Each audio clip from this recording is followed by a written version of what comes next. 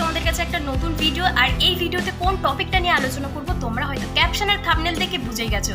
হ্যাঁ, ইনস্টাগ্রাম আর ফেসবুকে যে পে আউট অপশানটা আছে সেটার ট্যাক্স ইনফরমেশনটা কিভাবে ফিল আপ করতে হবে।